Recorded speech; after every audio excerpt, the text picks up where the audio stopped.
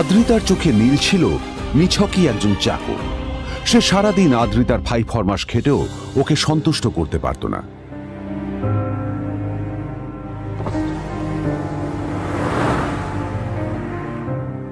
এত কিছুর পরেও কেন একজন ধনী বাবা তার মেয়েকে গরিব ছেলের সাথে বিয়ে দিলেন?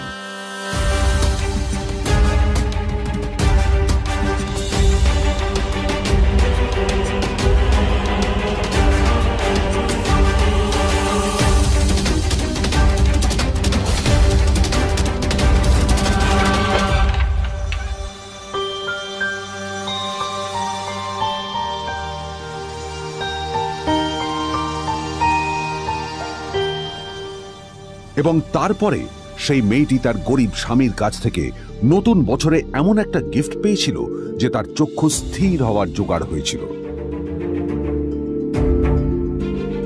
আর ওর স্বামী সম্পর্কে সত্যিটা জানার পর তো ও প্রায় অজ্ঞান হয়ে গিয়েছিল।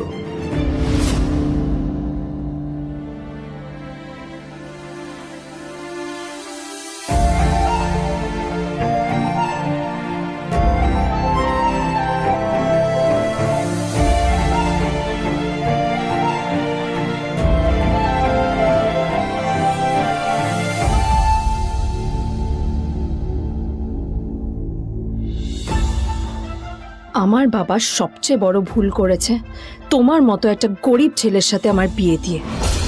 আমার সব বন্ধুদের স্বামীরা ওদের কত দামি দামি গিফট দেয়, আর তুমি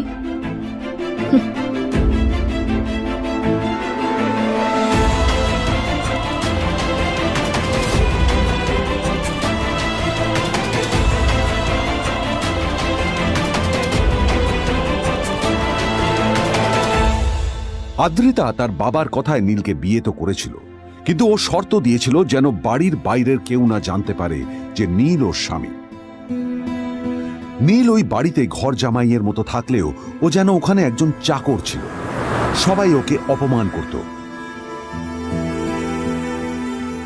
ওই বাড়িতে না ও ঠিক মতো খাবার পেত, আর না ওর কোনো আলাদা ঘর ছিল। কখনো কার্পেটের উপর ঘুমোতো, তো কখনো আবার পোষা কুকুরের ঘরের পাশে নীলকে ঘুমোতে হতো। হাত খরচ মেটাতে ও এক জায়গায় ওয়েটারের কাজও করত। আদ্রিতা তার বন্ধুদের বলেছিল যে আদ্রিতা বিদেশে বিয়ে করেছে আর তার স্বামী লন্ডনের একজন খুব বড় বিজনেসম্যান। কিন্তু যখন আদ্রিতার বন্ধুরা ওকে ওদের স্বামীদের দেওয়া দামি দামি গিফটগুলো দেখাতো, তখন লজ্জায় ওর ভিতরটা পুড়ে ছাই হয়ে যেত।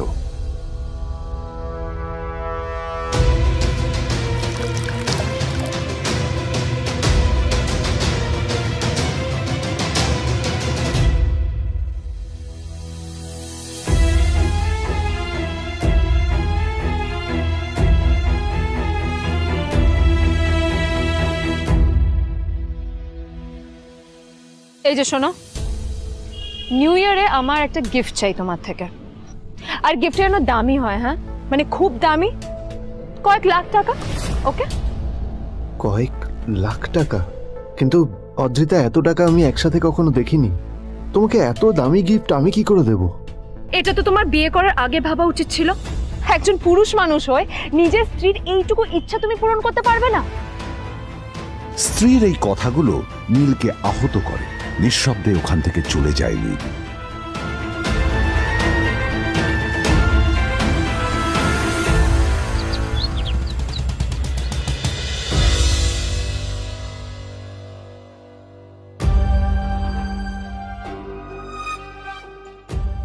দুদিন পর নিউ ইয়ার পার্টির আগে নীল আদ্রিতার কাছে এসে একটা গিফট ব্যাগ দেয়।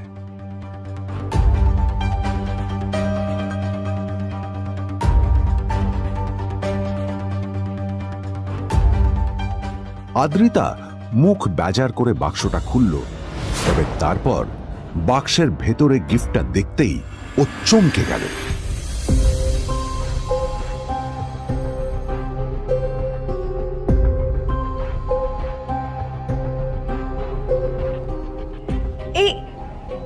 এই ফোনটা মানে এটা তো একটা স্পেশাল এডিশন। এটার দাম তো 3 কোটি টাকা। তুমি এটা পেলে কোথা থেকে? আসলে এটা অরিজিনাল নয়। আমি ওই ফোনটারই একটা কপি এনেছি।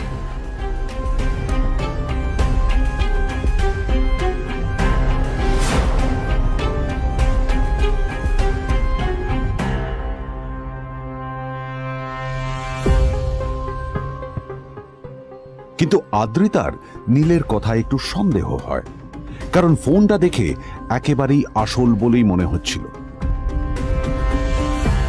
পরের দিনই আদ্রিতা ওই কোম্পানির শোরুমে গেল। এই ফোনটা একটু দেখুন না প্লিজ। ওয়াও, আচ্ছা ম্যাম, আপনি কি মিস্টার রয় চৌধুরীর বন্ধু? কে মিস্টার রয় চৌধুরী? ও, আপনি কি ওই রয় চৌধুরী গ্রুপ অফ ইন্ডাস্ট্রিজের মালিকের কথা বলছেন? হ্যাঁ। না না, আমি ওনাকে চিনি না।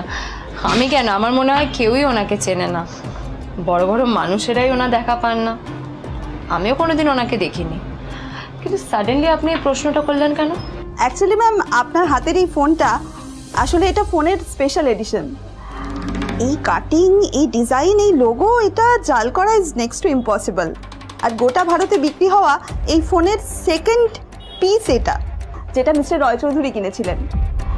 সেজন্য জিজ্ঞেস করছি ম্যাম, আপনি এই ফোনটা কোথা থেকে পেলেন? তবে কি নীলই মিস্টার রয় চৌধুরী, নাকি নীল এই ফোনটা চুরি করেছে? বেকার নীলের কাছে কোটি টাকার ফোন কোথা থেকে এলো? নীলের সত্যিটা তাহলে কি? আর ও যদি সত্যি বড় লোক হয়ে থাকে, তবে ও নিজের শ্বশুর বাড়িতে খরচামাই হয়েই বা থাকে কেন? আদ্রিতা এসব কথাই মনে মনে ভাবছিল। তবে আদ্রিতার বিশ্বাস ছিল যে কোনো না কোনো মতলব করেই নীল এই ফোনটা আদ্রিতার জন্য নিয়ে এসেছিল। কিছুদিন পর আদ্রিতা সেই ফোনটার কথা ভুলে গেল। নীল সকাল সকাল ঘুরতে বেরিয়েছে বাইরে।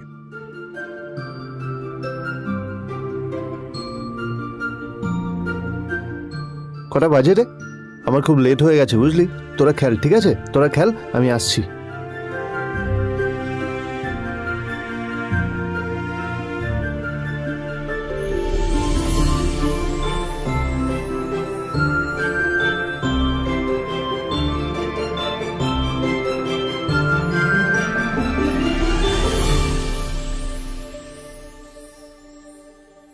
নীল, জল পড়ছে না কেন, দেখো না। নীল, নীল, নীল কোথায় গেল? নীল,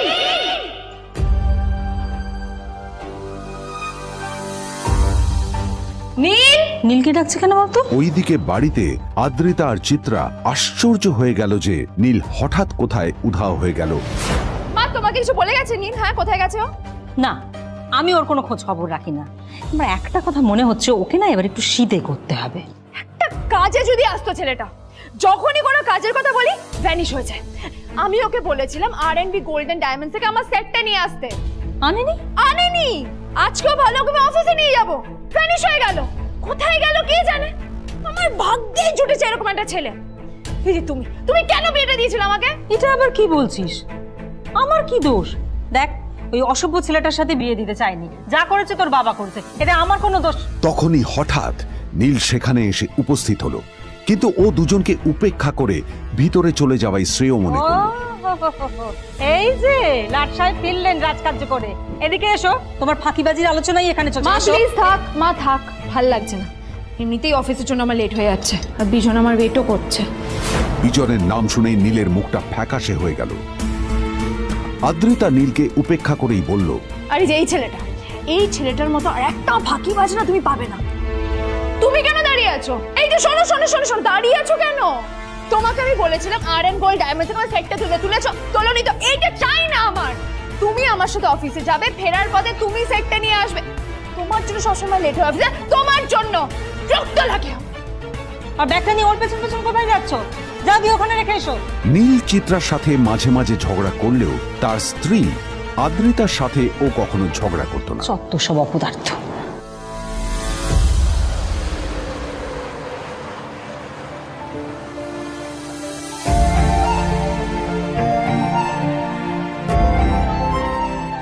কিছুক্ষণের মধ্যেই তারা আদ্রিতার অফিসে পৌঁছে গেল। আদ্রিতা গাড়ি থেকে নামতে নামতে দেখলো যে তার কাছে অনেকগুলো ফাইল আছে। নীলের দিকে তাকিয়ে ওকেই ফাইলগুলো নিয়ে ভেতরে আসতে বলল। তাহলে হা করে দাঁড়িয়ে আছো কেন? ফাইলগুলো নিয়ে ভেতরে এসো।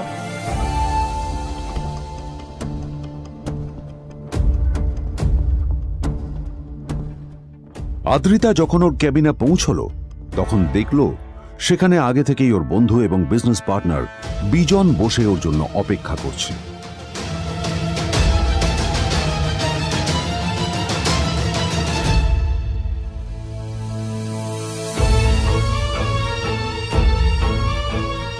কোথায় ছিলে বলো? আমি 1 ঘন্টা ধরে তোমার জন্য এখানে ওয়েট করছি। এই লোকটার কি কোনো কাজকর্ম নেই? 1 ঘন্টা ধরে বসে আমার স্ত্রী আদ্রিতার জন্য অপেক্ষা করছে। সরি বিজন, আমি খুবই দুঃখিত যে বাড়ির কিছু লোকের জন্য না আমার সবসময় লেট হয়ে যায়।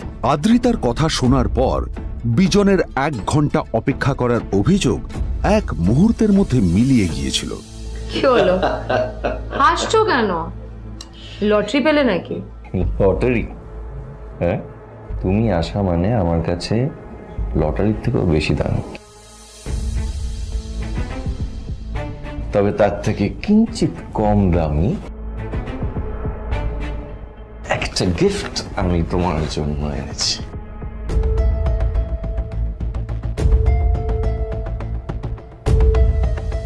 This is a rare diamond necklace for you. এটা আমার জন্য? সত্যি? এই শহরে এটা খুঁজে পাওয়া খুব বিরল। Just like you. Like it? Thank you. You're welcome. Thank you for the gift. আসি তাহলে এখন।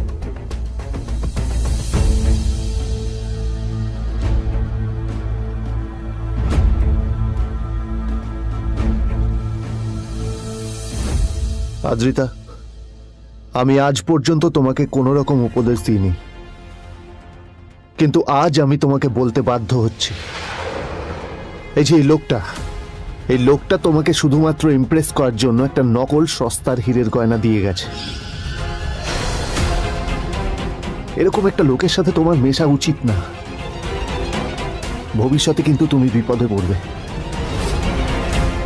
আদ্রিতা, আমি তোমাকে কথা দিচ্ছি, আমি তোমার জন্য আসল রেয়ার একটা হীরের গয়না এনে দেবো, এর চেয়েও দামি, এর চেয়ে অনেক অনেক বেশি দামি।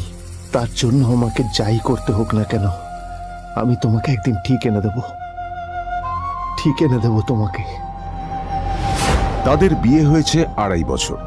এর মধ্যে প্রথমবার তার মনে হলো নীল তার জন্য লড়াই করছে। নীলের এই রূপটা দেখে আদ্রিতা চমকে গেল।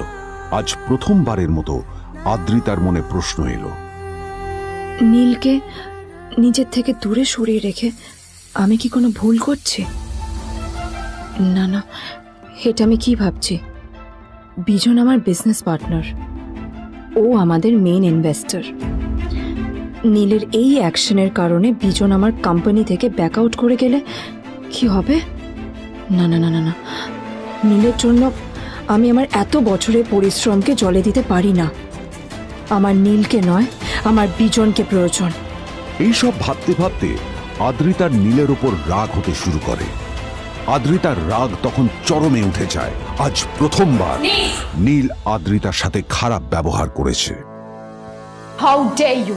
তোমার এত বড় সাহস! হ্যাঁ, তোমাকে কে অধিকার দেয় বলো তো যে তুমি আমারই অফিসে দাঁড়িয়ে আমাকেই এতগুলো উল্টোপাল্টা কথা তুমি শোনালে? তোমাকে এখানে আনাই আমার ভুল হয়েছে, সবচেয়ে বড় ভুল হয়েছে। এবার চুপচাপ এখান থেকে বেরিয়ে যাও, right now. Get out! Neel আদ্রিতার এই কথার কোনো উত্তর দিল না। নীল জানতো যে ও যতই কথা বাড়াবে আদ্রিতা ততই বেশি রেগে যাবে। আদ্রিতা যেন তেন ভাবে নিজের রাগ চেপে ব্যাপারটা ওখানেই শেষ করার চেষ্টা করলো, কিন্তু ও তো জানতো না যে ব্যাপারটা তখন সবে শুরু হয়েছে। কি হলো, শুনতে পাচ্ছিস না? কালা নাকি? আমারই সামনে দাঁড়িয়ে আমার কেনা গিফট নিয়ে তুই মজা করলি? কত বড় সাহস রে তোর! নিজেকে তো বিক্রি করে দিলে ওরকম একটা ডায়মন্ড নেকলেস তুই কিনতে পারবি না। তোর এই গরিবের পারফিউম, সস্তা শার্ট, পায়ে একটা ফাটা চপ্পল নিয়ে নিজেকে বড় হিরো মনে করছিস? তোর নিজের কত দাম সেটা তোর নিজের জানা উচিত। Zero, big zero. সালা খরচা মাই চল।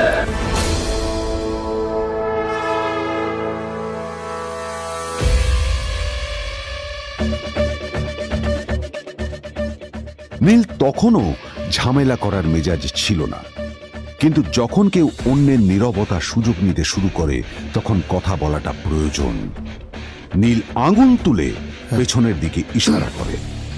প্রথম কথা, ওই যে ওখানে দাঁড়িয়ে আছে, ও আমার স্ত্রী।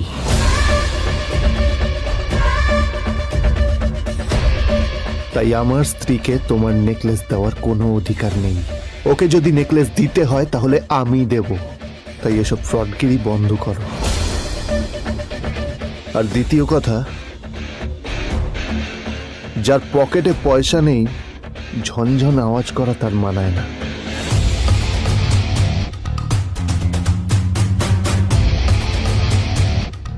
নীল বিজনকে তার সোয়াগ দেখিয়ে বেরিয়ে গেল।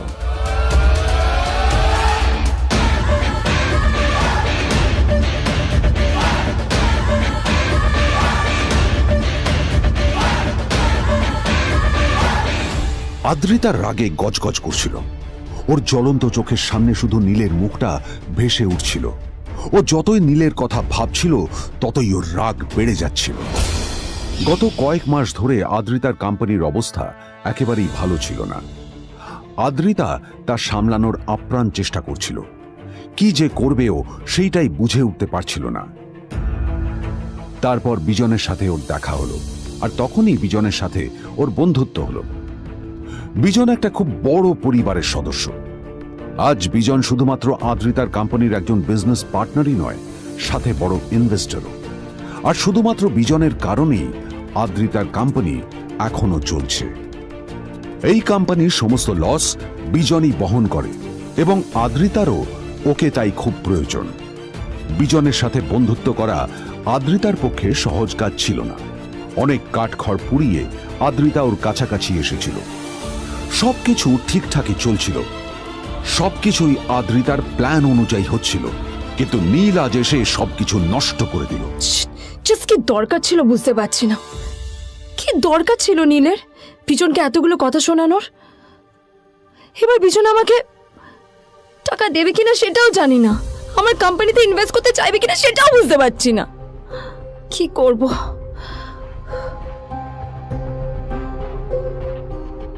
এখন আদ্রিতা ওকে কিভাবে বোঝাবে?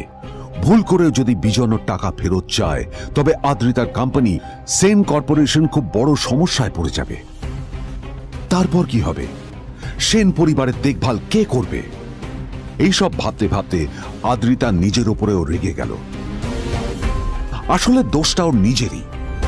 আদ্রিতা কেন নীলকে ওদের মাঝে আনতে গেল? নীলকে অফিসে নিয়ে আসারই বা কি দরকার ছিল? আর যদি সে নীলকে সাথে করে না আনতো তাহলে বিজন এখন ওর সাথেই বসে থাকতো।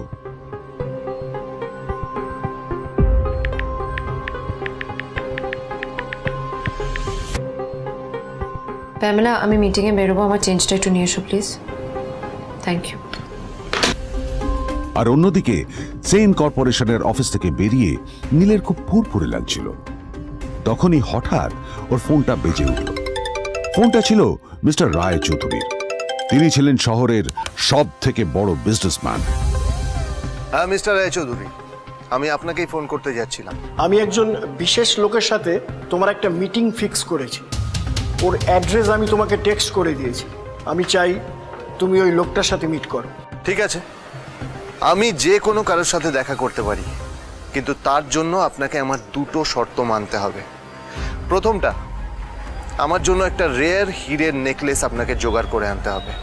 আর দ্বিতীয়টা, আমি আপনাকে টেক্সট করছি, এটাও কিন্তু একই রকম জরুরি। এই দুটো কাজ আপনাকে যত তাড়াতাড়ি সম্ভব করে ফেলতে হবে আমার জন্য, ঠিক আছে? তোমার অ্যাকাউন্টে কিছু টাকা পাঠিয়েছি। কিছু জামা কাপড় কেনো, যাতে তুমি ভদ্র সমাজে আসার যোগ্য হও, আর তোমাকে আমি স্বামীর পরিচয় দিতে লজ্জা না পাই।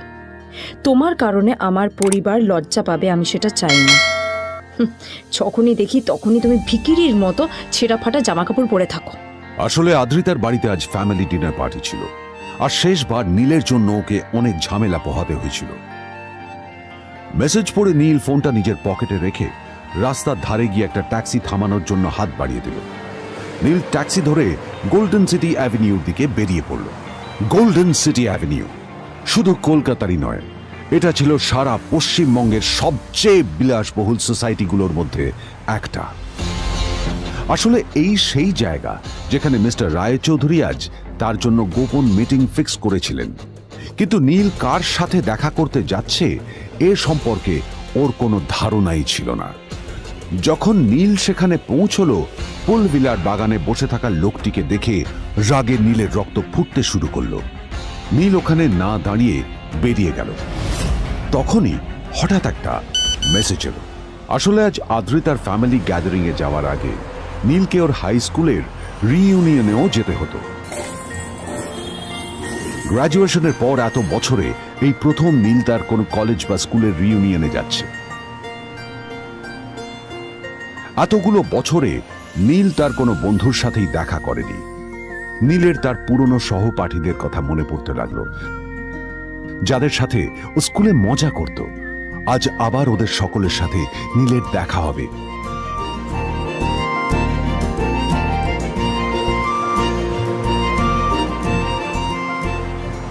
আর এই সব কিছু ভেবেই নীল এক্সাইটেড হয়ে যাচ্ছিল। আসলে সোহিনীকে নীল তার স্কুল টাইমে পছন্দ করত।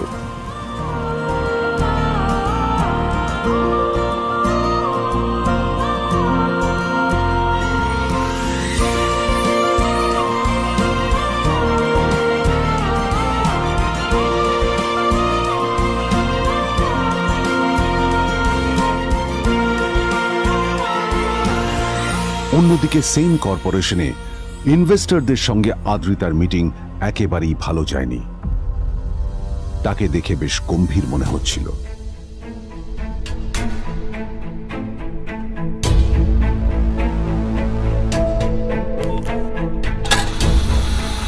ভাই, পৃথিবীতে এমন লোকও আছে, কি দিমাগ দেখলি? হ্যাঁ, কাজকর্ম তো কিছু করার নেই, আর কিছু করেও না। হ্যাঁ, শুধু চলে এসছে আমাদের ম্যাডামকে রাখাতে। এই 1 বছরে না কিচ্ছু বদলায়নি। আরে আমি তো ভেবেছিলাম যে এর সাথে ম্যাডামের আর কোনো সম্পর্কই নেই, কিন্তু না, এখন যা দেখছি উল্টে ম্যাডামের মাথায় উঠে নাচছে।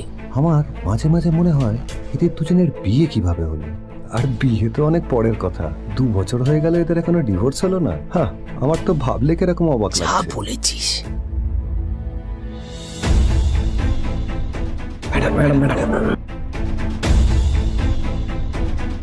অফিসে চলতে থাকা এইসব কথা শুনে আদ্রিতার আরো রাগ হলো। আদ্রিতা ক্যাবিনে যাওয়ার পরে রাগকে নিয়ন্ত্রণ করা ওর পক্ষে আরো কঠিন হয়ে গেল। ও তখন বুঝতেই পারছিল না যে ওর রাগ কিভাবে নিয়ন্ত্রণ করবে। আদ্রিতা এটাও ভাবছিল যে নীলের জন্য ওকে আর কত অপমানিত হতে হবে। এসব ভাবতে ভাবতেই আদ্রিতার চোখ গেল ওর বাবার ছবিটার দিকে।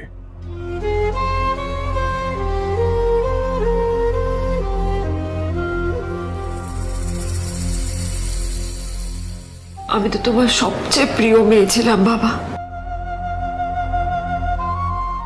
তাই তাই আমি সবসময় ভেবেছি যে তুমি আমার জন্য যাকে সিলেক্ট করবে সে সব থেকে শ্রেষ্ঠ হবে। তাই আমি নিজে থেকে কখনো কোনো রিলেশনশিপে যাইনি, আর তোমার কাছে বিয়ের কোনো শর্তও রাখিনি। কিন্তু কিন্তু তুমি না আমার সাথে কি করলে? এই গাধাটার সাথে আমাকে বিয়ে দিলে। আমার জীবনটা নষ্ট হয়ে গেল, শেষ হয়ে গেল।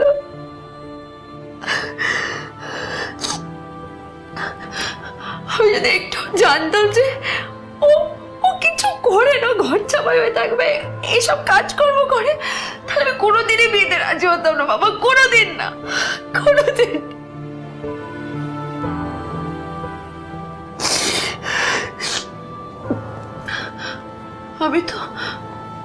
আমি তো সবসময় ভাবতাম যে বাবা মারা তাদের সন্তানের ভালো চায়, কল্যাণ চায়, তাদের জন্য চিন্তা করে।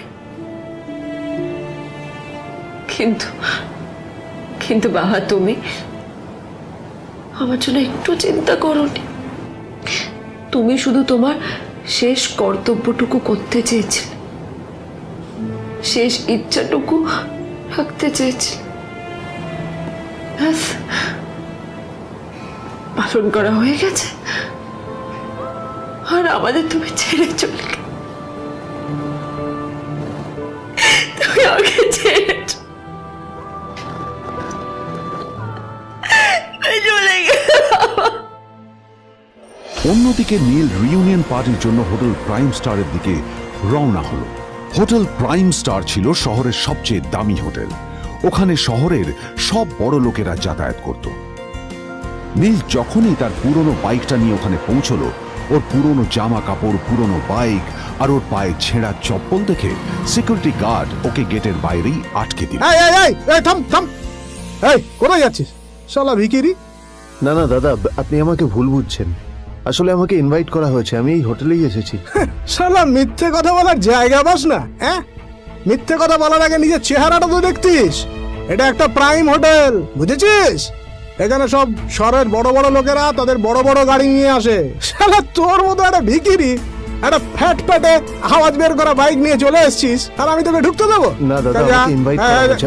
আমাকে শুনুন, শুনুন না, আরে চল, আমাকে একবার ঢুকতে দিন আমাকে। নীল পড়ে যেতেই একটা দামি গাড়ি ওখানে এসে দাঁড়ালো। এই গাড়িটি আর অন্য কারো নয়, হোটেল প্রাইমের মালিক মিস্টার খান্নার ছিল। কি হচ্ছে কি এটা? হোটেলের গেটের সামনে এসব এসব ক্যাশ চলছে এখানে। হোটেলের বদনাম হবে না এতে? স্যার দেখুন না, এই যে ভিখিরিটা হোটেলে ঢুকতে যাচ্ছে, আমি বারণ করছি, শুনছে না স্যার? শালা, আপনি কি করতে আছেন? কে কি হচ্ছে দেখি দেখি কে? মিস্টার খান্না তার চশমা খুলে নীলের দিকে দেখলেন, আর ওনার মুখটা হাঁ হয়ে গেল।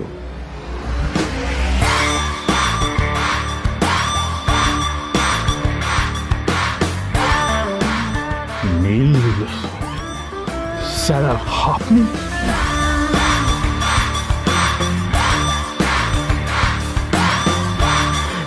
Extremely sorry sir. Sir sir, আপনি একটা ইনফর্ম করেননি কেন আমাকে? আপনি আসবেন জানলে তো আমি নিজে রিসিভ করতে আসতাম আপনাকে। ঠিক আছে, আপনি ব্যস্ত হবেন না প্লিজ। জানোইনি কে? নিজের বসকে এভাবে একজন ভিখারিকে হাতে পায়ে ধরতে দেখে গার্ডটিও অবাক হয়ে গেল। আরে sir, sorry sir, extremely sorry, আপনি আমার সঙ্গে আসুন। সরি স্যার, সরি, ভুল হয়ে গেছে স্যার। সালাম স্যার। নীল কি তবে সত্যিই একজন খুব বড়লোক কেউ? জানতে পকেট এফএম এর এই সম্পূর্ণ গল্পটি শুনুন, বস দুনিয়া যার বসে, যেটা ভারতীয়রা সবচেয়ে বেশি শুনছে। বিনামূল্যে গল্প শুনতে নিচের ইনস্টল বাটনে ক্লিক করুন এবং পকেট এফএম ডাউনলোড করুন।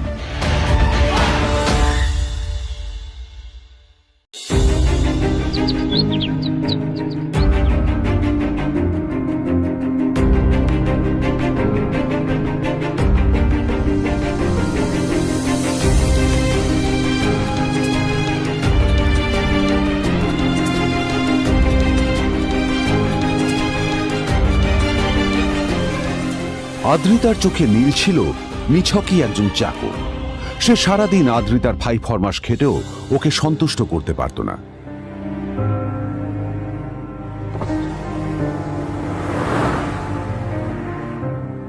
এত কিছুর পরেও কেন একজন ধনী বাবা তার মেয়েকে গরিব ছেলের সাথে বিয়ে দিলেন?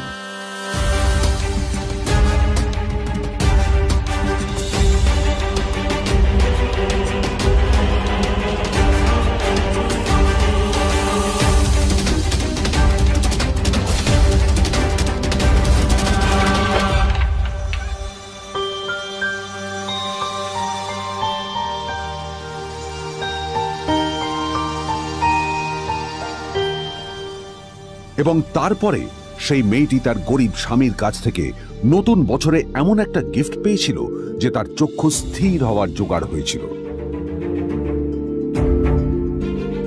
আর ওর স্বামী সম্পর্কে সত্যিটা জানার পর তো ও প্রায় অজ্ঞান হয়ে গিয়েছিল।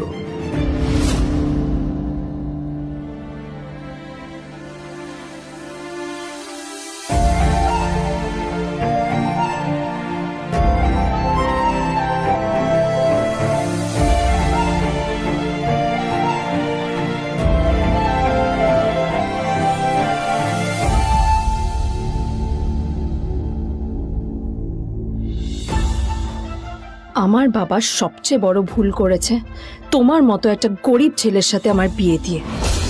আমার সব বন্ধুদের স্বামীরা ওদের কত দামি দামি গিফট দেয়, আর তুমি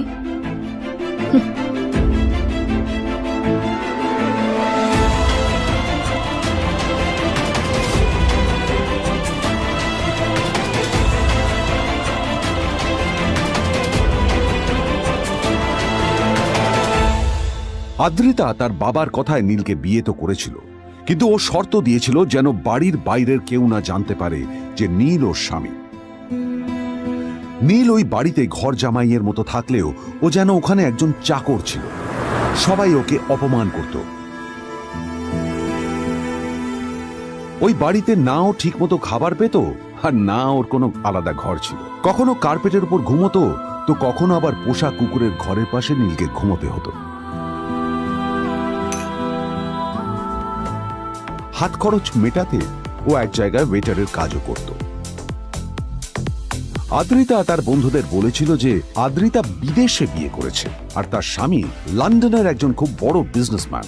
কিন্তু যখন আদ্রিতার বন্ধুরা ওকে ওদের স্বামীদের দেওয়া দামি দামি গিফটগুলো দেখাতো, তখন লজ্জায় ওর ভিতরটা পুড়ে ছাই হয়ে যেত।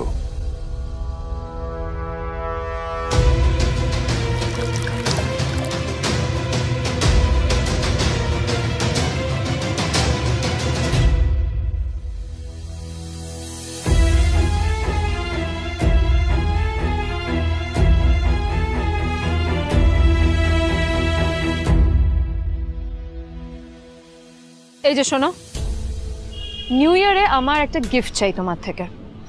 আর গিফটটা যেন দামি হয়, হ্যাঁ, মানে খুব দামি, কয়েক লাখ টাকা। ওকে? কয়েক লাখ টাকা? কিন্তু অদ্রিতা, এত টাকা আমি একসাথে কখনো দেখিনি। তোমাকে এত দামি গিফট আমি কি করে দেব? এটা তো তোমার বিয়ে করার আগে ভাবা উচিত ছিল।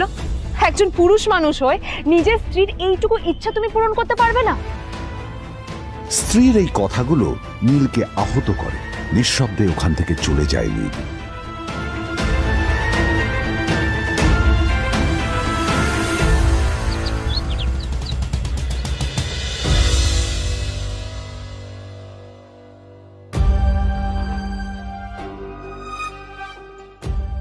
দুদিন পর নিউ ইয়ার পার্টির আগে নীল আদ্রিতার কাছে এসে একটা গিফট প্যাক দেয়।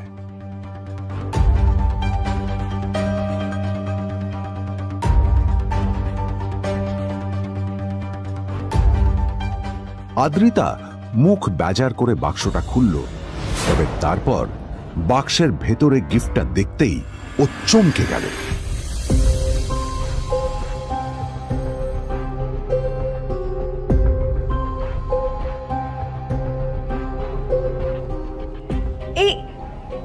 এই ফোনটা মানে এটা তো একটা স্পেশাল এডিশন। এটার দাম তো 3 কোটি টাকা। তুমি এটা পেলে কোথা থেকে? আসলে এটা অরিজিনাল নয়। আমি ওই ফোনটারই একটা কপি এনেছি।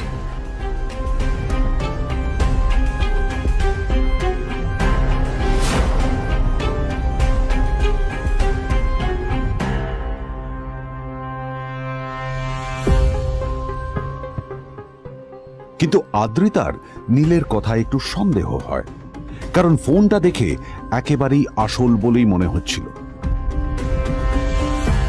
পরের দিনই আদ্রিতা ওই কোম্পানির শোরুমে গেল। এই ফোনটা একটু দেখুন না প্লিজ।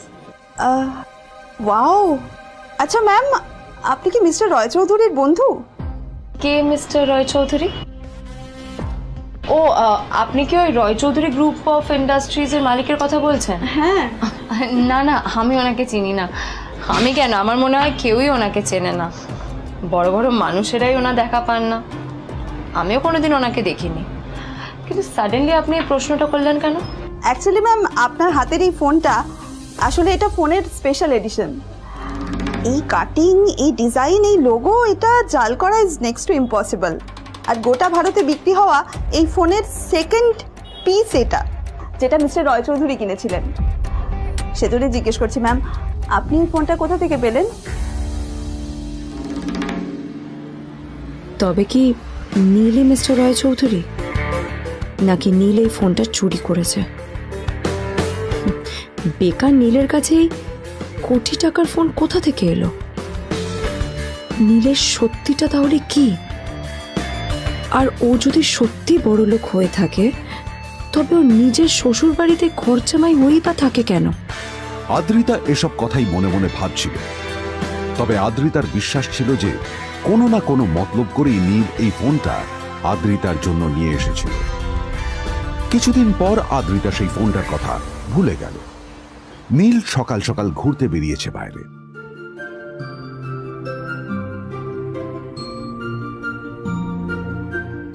কটা বাজে রে? আমার খুব লেট হয়ে গেছে বুঝলি। তোরা খেল, ঠিক আছে? তোরা খেল, আমি আসছি।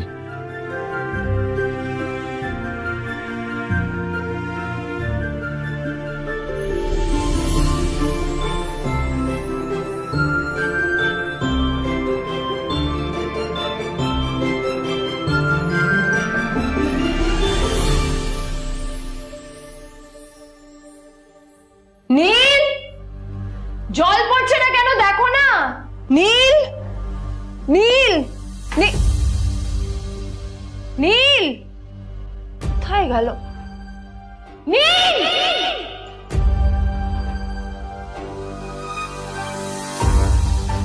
নীল, নীলকে ডাকছে কেন বলতো? ওইদিকে বাড়িতে আদ্রিতা আর চিত্রা আশ্চর্য হয়ে গেল যে নীল হঠাৎ কোথায় উধাও হয়ে গেল। মা তোমাকে কিছু বলে গেছে নীল? হ্যাঁ, কোথায় গেছে ও? না, আমি ওর কোনো খোঁজ খবর রাখি না। আমার একটা কথা মনে হচ্ছে, ওকে না এবার একটু শীতে করতে হবে। একটা কাজে যদি আসতো ছেলেটা, যখনই কোনো কাজের কথা বলি ভ্যানিশ হয়ে যায়। আমি ওকে বলেছিলাম R&B গোল্ডেন ডায়মন্ড থেকে আমার সেটটা নিয়ে আসতে, আনেনি। আজকেও ভালো করে অফিসে নিয়ে যাব, ভ্যানিশ হয়ে গেল। কোথায় গেল কে জানে। আমার ভাগ্যেই জুটেছে এরকম একটা ছেলে। দিদি, তুমি কেন বিয়েটা দিয়েছিলে আমাকে? এটা আবার কি বলছিস? আমার কি দোষ? দেখ, ওই অসভ্য ছেলেটার সাথে বিয়ে দিতে চাইনি। যা করেছে তোর বাবা করেছে, এটা আমার কোনো দোষ। তখনই হঠাৎ নীল সেখানে এসে উপস্থিত হলো, কিন্তু ও দুজনকে উপেক্ষা করে ভিতরে চলে যাওয়াই শ্রেয় মনে করল। এই যে লাট সাহেব ফিরলেন রাজকার্য করে। এদিকে এসো, তোমার ফাঁকিবাজির আলোচনাই এখানে চলছে। মা প্লিজ থাক, মা থাক, ভাল লাগছে না। এমনিতেই অফিসের জন্য আমার লেট হয়ে যাচ্ছে, আর বিজন আমার ওয়েটও করছে। বিজনের নাম শুনেই নীলের মুখটা ফ্যাকাশে হয়ে গেল। আদ্রিতা নীলকে উপেক্ষা করেই বলল, আরে যে এই ছেলেটার মতো আর একটা ফাঁকিবাজ না তুমি পাবে না। তুমি কেন দাঁড়িয়ে আছো? এই যে শোনো শোনো শোনো শোনো, দাঁড়িয়ে আছো কেন? তোমাকে আমি বলেছিলাম R&B গোল্ড ডায়মন্ড থেকে আমার সেটটা তুলেছো, তোলোনি তো। এইটা চাই না আমার। তুমি আমার সাথে অফিসে যাবে, ফেরার পথে তুমি সেটটা নিয়ে আসবে। তোমার জন্য সবসময় লেট হয়ে অফিসে, তোমার জন্য রক্ত লাগে। আর ব্যাগটা নিয়ে ওর পেছন পেছন কোথায় যাচ্ছ? যা দিয়ে ওখানে রেখে এসো। নীল চিত্রার সাথে মাঝে মাঝে ঝগড়া করলেও তার স্ত্রী আদ্রিতার সাথে ও কখনো ঝগড়া করতো না। সত্য সব অপদার্থ।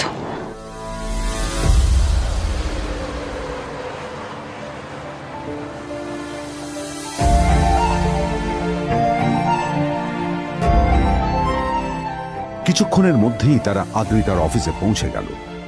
আদ্রিতা গাড়ি থেকে নামতে নামতে দেখলো যে তার কাছে অনেকগুলো ফাইল আছে। নীলের দিকে তাকিয়ে ওকেই ফাইলগুলো নিয়ে ভেতরে আসতে বলল।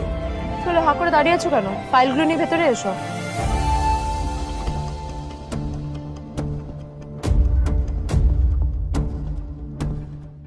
আদ্রিতা যখন ওর ক্যাবিনে পৌঁছলো তখন দেখলো সেখানে আগে থেকেই ওর বন্ধু এবং বিজনেস পার্টনার বিজন বসে ওর জন্য অপেক্ষা করছে।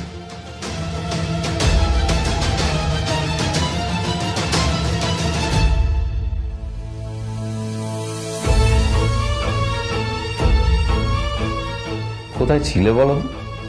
আমি 1 ঘন্টা ধরে তোমার জন্য এখানে ওয়েট করছি। এই লোকটার কি কোনো কাজকর্ম নেই? 1 ঘন্টা ধরে বসে আমার স্ত্রী আদ্রিতার জন্য অপেক্ষা করছে। সরি বিজন, আমি খুবই দুঃখিত যে বাড়ির কিছু লোকের জন্য না আমার সবসময় লেট হয়ে যায়। আদ্রিতার কথা শোনার পর বিজনের 1 ঘন্টা অপেক্ষা করার অভিযোগ 1 মুহূর্তের মধ্যে মিলিয়ে গিয়েছিল। কি হলো? হাসছো কেন? লটারি পেলে নাকি? লটারি? হ্যাঁ, তুমি আসা মানে আমার কাছে লটারির থেকেও বেশি দাম। তবে তার থেকে কিঞ্চিত কম দামি একটা গিফট আমি তোমার জন্য এনেছি।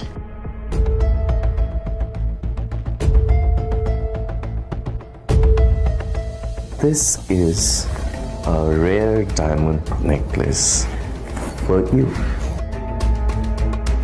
এটা আমার জন্য সত্যি? এই শহরে এটা খুঁজে পাওয়া খুব বিরল। Just like you. Like it? Thank you. You're welcome. Thank you for the gift. আসি তাহলে এখন।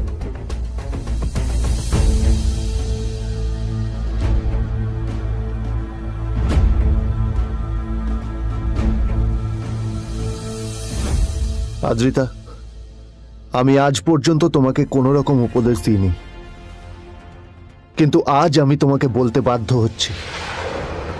এই যে এই লোকটা তোমাকে শুধুমাত্র ইমপ্রেস করার জন্য একটা নকল সস্তার হীরের গয়না দিয়ে গেছে। এরকম একটা লোকের সাথে তোমার মেশা উচিত না। ভবিষ্যতে কিন্তু তুমি বিপদে পড়বে। আদ্রিতা, আমি তোমাকে কথা দিচ্ছি, আমি তোমার জন্য আসল রেয়ার একটা হীরের গয়না এনে দেবো, এর চেয়েও দামি, এর চেয়ে অনেক অনেক বেশি দামি। তার জন্য আমাকে যাই করতে হোক না কেন, আমি তোমাকে একদিন ঠিক এনে দেবো তোমাকে। তাদের বিয়ে হয়েছে 2.5 বছর। এর মধ্যে প্রথমবার তার মনে হলো নীল তার জন্য লড়াই করছে। নীলের এই রূপটা দেখে আদ্রিতা চমকে গেল। আজ প্রথমবারের মতো আদ্রিতার মনে প্রশ্ন এলো, নীলকে নিজের থেকে দূরে সরিয়ে রেখে আমি কি কোনো ভুল করছি? না না, এটা আমি কি ভাবছি? বিজন আমার বিজনেস পার্টনার, ও আমাদের মেইন ইনভেস্টর। নীলের এই অ্যাকশনের কারণে বিজন আমার কোম্পানি থেকে ব্যাক আউট করে গেলে কি হবে? না না না না না, নীলের জন্য আমি আমার এত বছরের পরিশ্রমকে জলে দিতে পারি না। আমার নীলকে নয়, আমার বিজনকে প্রয়োজন। এইসব ভাবতে ভাবতে আদ্রিতার নীলের ওপর রাগ হতে শুরু করে। আদ্রিতার রাগ তখন চরমে উঠে যায়। আজ প্রথমবার নীল আদ্রিতার সাথে খারাপ ব্যবহার করেছে। How dare you! তোমার এত বড় সাহস! হ্যাঁ, তোমাকে কে অধিকার দেয় বলো তো যে তুমি আমারই অফিসে দাঁড়িয়ে আমাকেই এতগুলো উল্টোপাল্টা কথা তুমি শোনালে? তোমাকে এখানে আনাই আমার ভুল হয়েছে, সবচেয়ে বড় ভুল হয়েছে। এবার চুপচাপ এখান থেকে বেরিয়ে যাও, right now. Get out! Neel আদ্রিতার এই কথার কোনো উত্তর দিল না। নীল জানতো যে ও যতই কথা বাড়াবে আদ্রিতা ততই বেশি রেগে যাবে। আদ্রিতা যেন তেন ভাবে নিজের রাগ চেপে ব্যাপারটা ওখানেই শেষ করার চেষ্টা করলো, কিন্তু ও তো জানতো না যে ব্যাপারটা তখন সবে শুরু হয়েছে।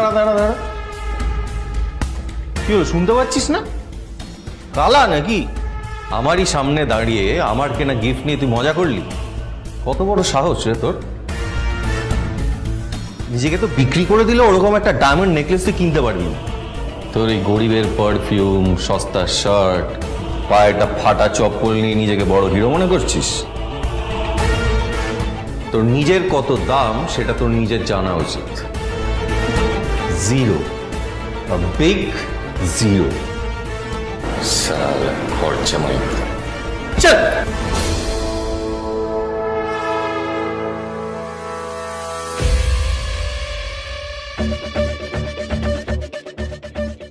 নীল তখনও ঝামেলা করার মেজাজ ছিল না, কিন্তু যখন কেউ অন্যের নীরবতার সুযোগ নিতে শুরু করে তখন কথা বলাটা প্রয়োজন। নীল আঙুল তুলে পেছনের দিকে ইশারা করে। প্রথম কথা, ওই যে ওখানে দাঁড়িয়ে আছে, ও আমার স্ত্রী।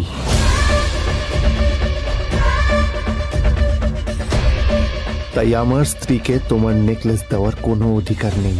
ওকে যদি নেকলেস দিতে হয় তাহলে আমি দেব। তাই এসব ফ্রডগিরি বন্ধ করো। আর দ্বিতীয় কথা, যার পকেটে পয়সা নেই ঝনঝন আওয়াজ করা তার মানায় না।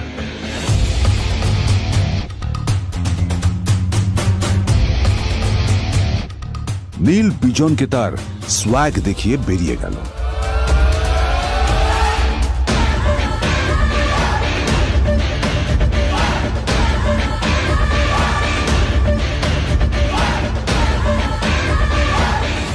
আদ্রিতার রাগে গজগজ করছিল।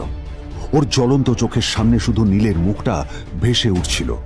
ও যতই নীলের কথা ভাবছিল ততই ওর রাগ বেড়ে যাচ্ছিল। গত কয়েক মাস ধরে আদ্রিতার কোম্পানির অবস্থা একেবারেই ভালো ছিল না। আদ্রিতা তা সামলানোর আপ্রাণ চেষ্টা করছিল।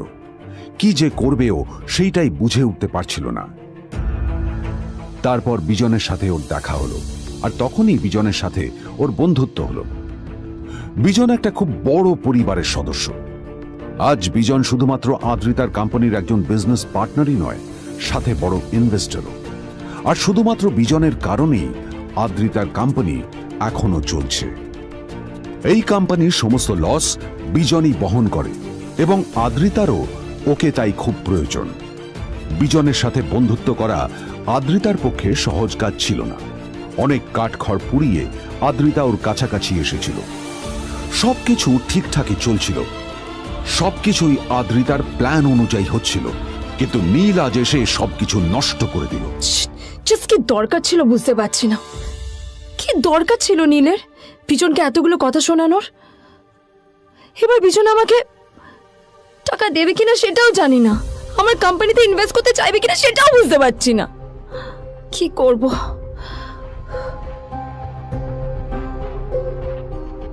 এখন আদ্রিতা ওকে কিভাবে বোঝাবে?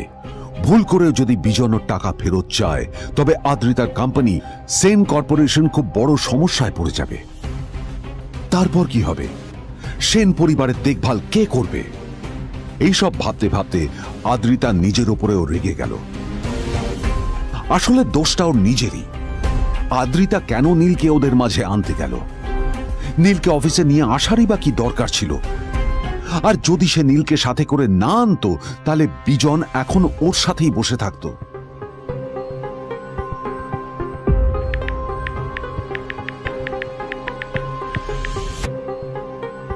প্যামেলা, আমি মিটিংয়ে বেরোবো, আমার চেঞ্জটা একটু নিয়ে এসো প্লিজ। Thank you. আর অন্যদিকে সেন কর্পোরেশনের অফিস থেকে বেরিয়ে নীলের খুব ফুরফুরে লাগছিল। তখনই হঠাৎ ওর ফোনটা বেজে উঠল। ফোনটা ছিল মিস্টার রায় চৌধুরীর। তিনি ছিলেন শহরের সব থেকে বড় বিজনেসম্যান। হ্যাঁ মিস্টার রায় চৌধুরী, আমি আপনাকেই ফোন করতে যাচ্ছিলাম। আমি একজন বিশেষ লোকের সাথে তোমার একটা মিটিং ফিক্স করেছি। ওর অ্যাড্রেস আমি তোমাকে টেক্সট করে দিয়েছি। আমি চাই তুমি ওই লোকটার সাথে মিট করো। ঠিক আছে, আমি যে কোনো কারোর সাথে দেখা করতে পারি, কিন্তু তার জন্য আপনাকে আমার দুটো শর্ত মানতে হবে। প্রথমটা, আমার জন্য একটা রেয়ার হীরের নেকলেস আপনাকে জোগাড় করে আনতে হবে। আর দ্বিতীয়টা, আমি আপনাকে টেক্সট করছি, এটাও কিন্তু একই রকম জরুরি। এই দুটো কাজ আপনাকে যত তাড়াতাড়ি সম্ভব করে ফেলতে হবে আমার জন্য, ঠিক আছে? তোমার অ্যাকাউন্টে কিছু টাকা পাঠিয়েছি। কিছু জামা কাপড় কেনো, যাতে তুমি ভদ্র সমাজে আসার যোগ্য হও, আর তোমাকে আমি স্বামীর পরিচয় দিতে লজ্জা না পাই। তোমার কারণে আমার পরিবার লজ্জা পাবে, আমি সেটা চাই না। যখনই দেখি তখনই তুমি ভিখিরির মতো ছেঁড়া ফাটা জামা কাপড় পরে থাকো। আসলে আদ্রিতার বাড়িতে আজ ফ্যামিলি ডিনার পার্টি ছিল, আর শেষবার নীলের জন্য ওকে অনেক ঝামেলা পোহাতে হয়েছিল। মেসেজ পড়ে নীল ফোনটা নিজের পকেটে রেখে রাস্তার ধারে গিয়ে একটা ট্যাক্সি থামানোর জন্য হাত বাড়িয়ে দিল। নীল ট্যাক্সি ধরে গোল্ডেন সিটি অ্যাভিনিউর দিকে বেরিয়ে পড়ল। গোল্ডেন সিটি অ্যাভিনিউ শুধু কলকাতারই নয়, এটা ছিল সারা পশ্চিমবঙ্গের সবচেয়ে বিলাসবহুল সোসাইটিগুলোর মধ্যে একটা। আসলে এই সেই জায়গা যেখানে মিস্টার রায়চৌধুরী আজ তার জন্য গোপন মিটিং ফিক্স করেছিলেন।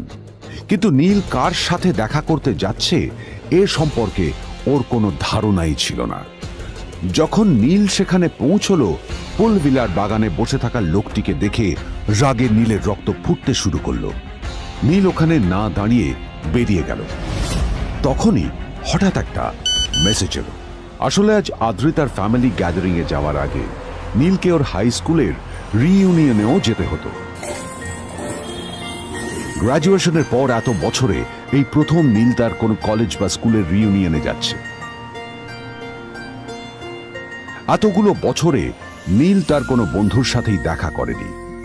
নীলের তার পুরনো সহপাঠীদের কথা মনে পড়তে লাগলো, যাদের সাথে ও স্কুলে মজা করত। আজ আবার ওদের সকলের সাথে নীলের দেখা হবে।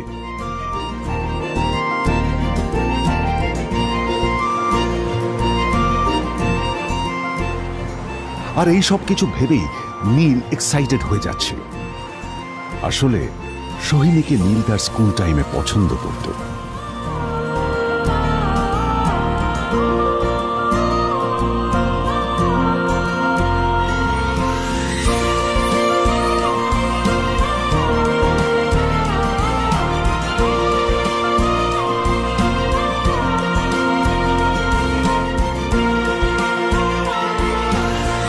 অন্যদিকে সেম কর্পোরেশনে ইনভেস্টরদের সঙ্গে আদ্রিতার মিটিং একেবারেই ভালো যায়নি।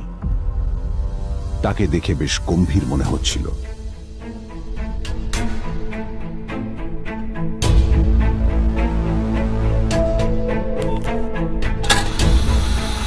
ভাই পৃথিবীতে এমন লোকও আছে, কি দেমাগ দেখলি? হ্যাঁ, কাজকর্ম তো কিছু করার নেই, আর কিছু করেও না। হ্যাঁ, শুধু চলে এসছে আমাদের ম্যাডামকে রাখাতে। এই 1 বছরে না কিচ্ছু বদলায়নি।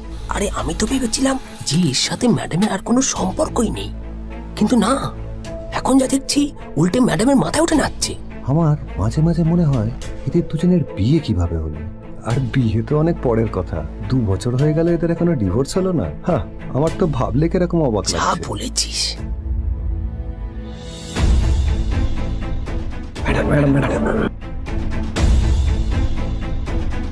অফিসে চলতে থাকা এইসব কথা শুনে আদ্রিতার আরো রাগ হলো।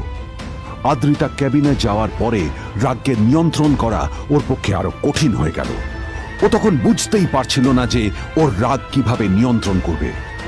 আদ্রিতা এটাও ভাবছিল যে নীলের জন্য ওকে আর কত অপমানিত হতে হবে।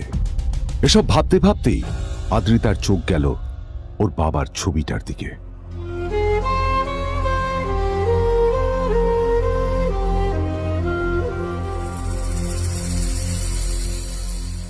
আমি তো তোমার সবচেয়ে প্রিয় মেয়ে ছিলাম বাবা,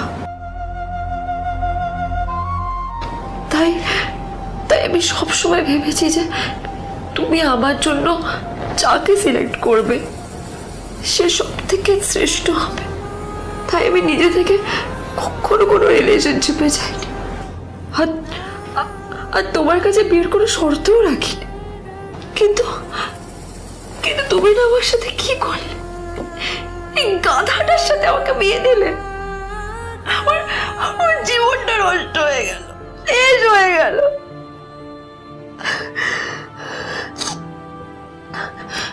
আমি যদি একটু জানতাম যে ও ও কিছু করে না, ঘর চাপাই হয়ে থাকবে, এইসব কাজকর্ম করে, তাহলে আমি কোনোদিনই বিয়েতে রাজি হতাম না বাবা, কোনোদিন না, কোনোদিন।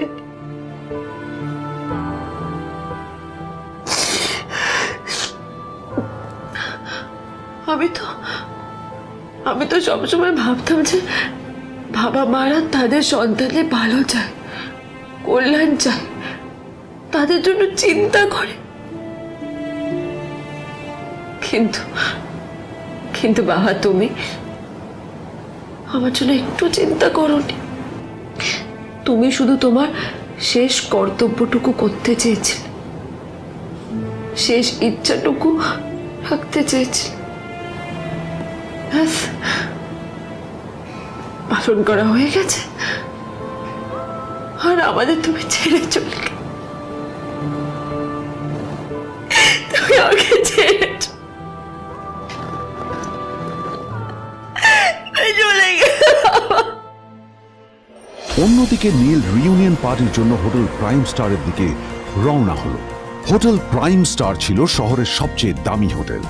ওখানে শহরের সব বড় লোকেরা যাতায়াত করত।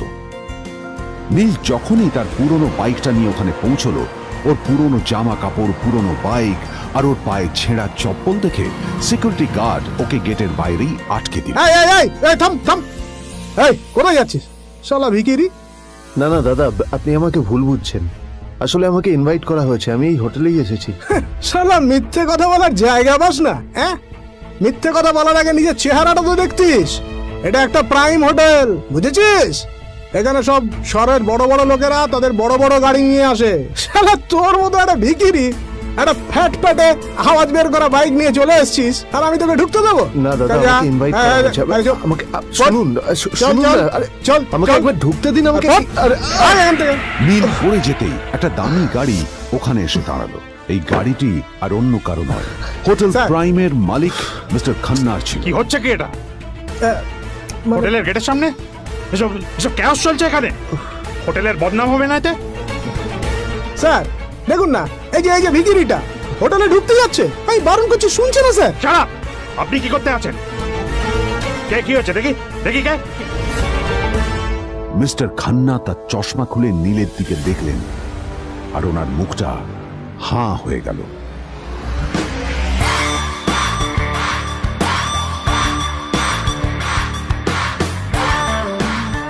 নীল স্যার, আপনি?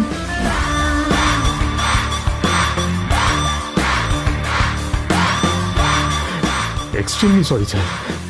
স্যার স্যার, আপনি একটা ইনফর্ম করেননি কেন আমাকে? আপনি আসবেন জানলে তো আমি নিজে রিসিভ করতে আসতাম আপনাকে। ছি ছি ছি ছি ছি ছি। ঠিক আছে, আপনি ব্যস্ত হবেন না প্লিজ। জানোইনি কে? নিজের বসকে এভাবে একজন ভিখারিকে হাতে পায়ে ধরতে দেখে গার্ডটিও অবাক হয়ে গেল। আরে sir, sorry sir, extremely sorry, আপনি আমার সঙ্গে আসবেন। সরি স্যার, সরি, ভুল হয়ে গেছে স্যার। সালাম স্যার। নীল কি তবে সত্যিই একজন খুব বড়লোক কেউ? জানতে পকেট এফএম এর এই সম্পূর্ণ গল্পটি শুনুন, বস দুনিয়া যার বসে, যেটা ভারতীয়রা সবচেয়ে বেশি শুনছে। বিনামূল্যে গল্প শুনতে নিচের ইনস্টল বাটনে ক্লিক করুন এবং পকেট এফএম ডাউনলোড করুন।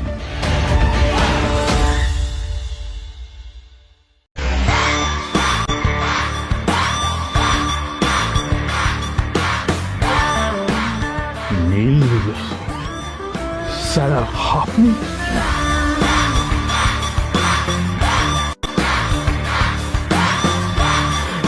Extremely sorry sir. Sir sir, আপনি একটা ইনফর্ম করেননি কেন আমাকে? আপনি আসবেন জানলে তো আমি নিজে রিসিভ করতে আসতাম আপনাকে। ছি ছি ছি ছি ছি। ঠিক আছে, আপনি ব্যস্ত হবেন না প্লিজ। জানোইনি কে? নিজের বসকে এভাবে একজন ভিখারিকে হাতে পায়ে ধরতে দেখে গার্ডটিও অবাক হয়ে গেল।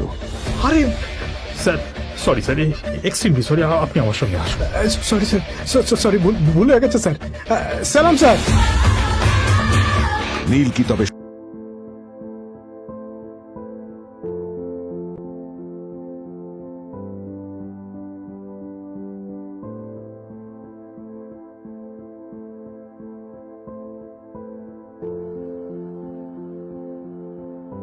আদ্রিতার চোখে নীল ছিল নিছকই একজন চাকর।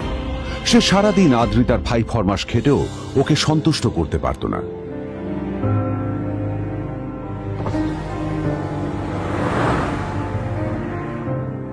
এত কিছুর পরেও কেন একজন ধনী বাবা তার মেয়েকে গরিব ছেলের সাথে বিয়ে দেন?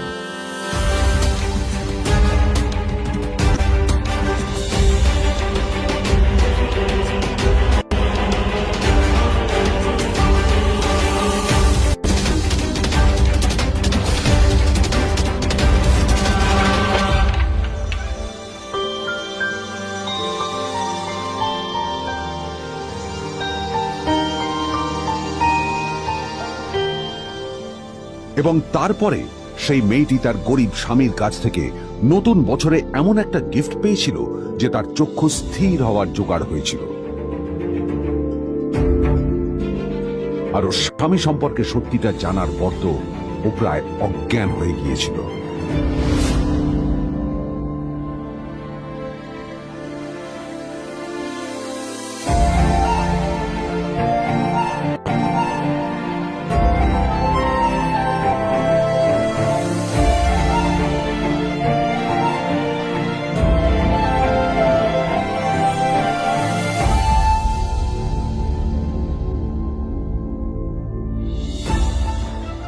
আমার বাবা সবচেয়ে বড় ভুল করেছে তোমার মতো একটা গরিব ছেলের সাথে আমার বিয়ে দিয়ে। আমার সব বন্ধুদের স্বামীরা ওদের কত দামি দামি গিফট দেয়, আর তুমি?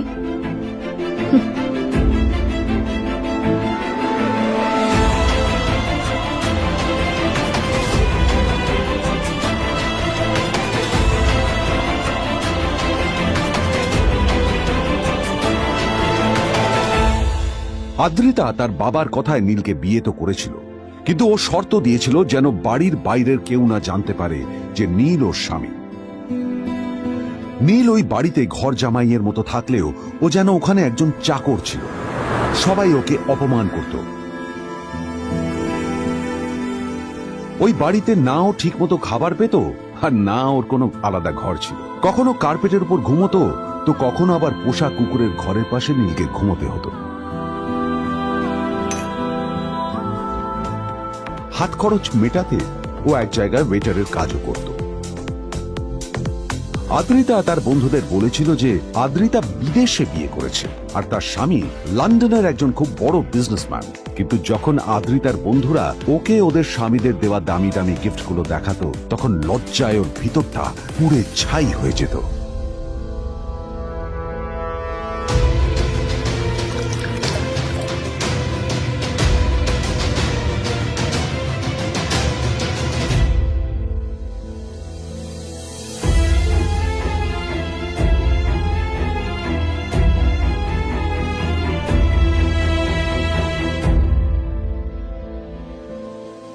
এই যে শোনো, নিউ ইয়ারে আমার একটা গিফট চাই তোমার থেকে।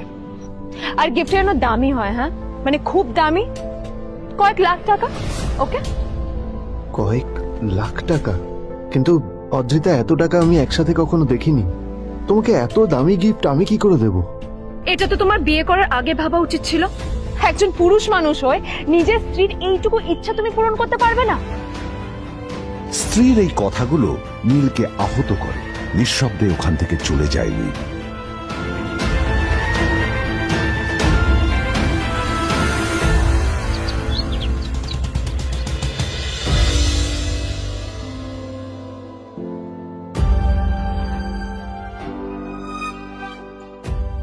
দুদিন পর নিউ ইয়ার পার্টির আগে নীল আদ্রিতার কাছে এসে একটা গিফট প্যাক দেয়।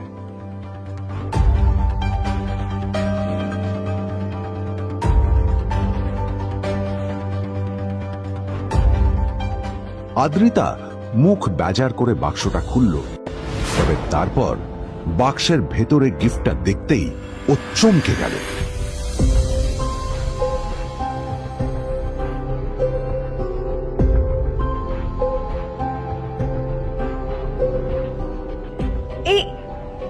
এই ফোনটা মানে এটা তো একটা স্পেশাল এডিশন।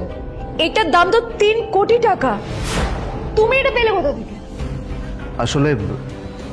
আসলে এটা অরিজিনাল নয়। আমি ওই ফোনটারই একটা কপি এনেছি।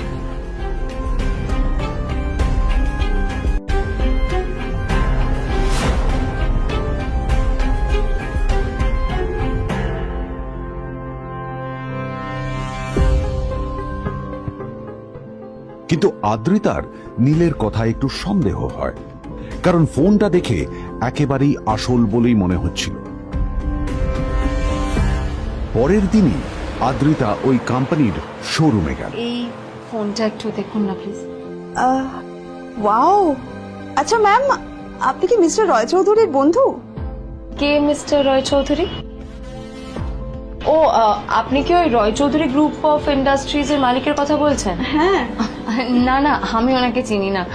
আমি কেন? আমার মনে হয় কেউই ওনাকে চেনে না। বড় বড় মানুষেরাই ওনা দেখা পান না। আমিও কোনোদিন ওনাকে দেখিনি। কিন্তু সাডেনলি আপনি এই প্রশ্নটা করলেন কেন? অ্যাকচুয়ালি ম্যাম, আপনার হাতের এই ফোনটা আসলে এটা ফোনের স্পেশাল এডিশন। এই কাটিং, এই ডিজাইন, এই লোগো, এটা জাল করা ইজ নেক্সট টু ইম্পসিবল। আর গোটা ভারতে বিক্রি হওয়া এই ফোনের সেকেন্ড পিস এটা, যেটা মিস্টার রয় চৌধুরী কিনেছিলেন। সেতুরে জিজ্ঞেস করছি ম্যাম, আপনি এই ফোনটা কোথা থেকে পেলেন? তবে কি নীল মিস্টার রয় চৌধুরী, নাকি নীল এই ফোনটা চুরি করেছে? বেকার নীলের কাছে কোটি টাকার ফোন কোথা থেকে এলো? নীলের সত্যিটা তাহলে কি? আর ও যদি সত্যি বড়লোক হয়ে থাকে, তবে ও নিজের শ্বশুর বাড়িতে খরচামাই হয়েই বা থাকে কেন? আদ্রিতা এসব কথাই মনে মনে ভাবছিল। তবে আদ্রিতার বিশ্বাস ছিল যে কোনো না কোনো মতলব করেই নীল এই ফোনটা আদ্রিতার জন্য নিয়ে এসেছিল। কিছুদিন পর আদ্রিতা সেই ফোনটার কথা ভুলে গেল। নীল সকাল সকাল ঘুরতে বেরিয়েছে বাইরে।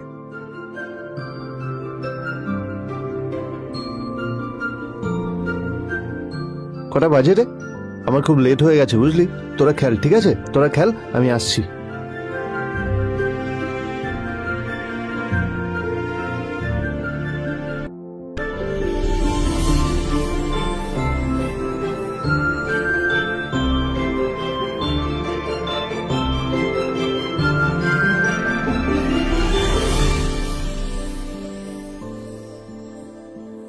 নীল, জল পড়ছে না কেন দেখো না। নীল, নীল, নীল কোথায় গেল? নীল,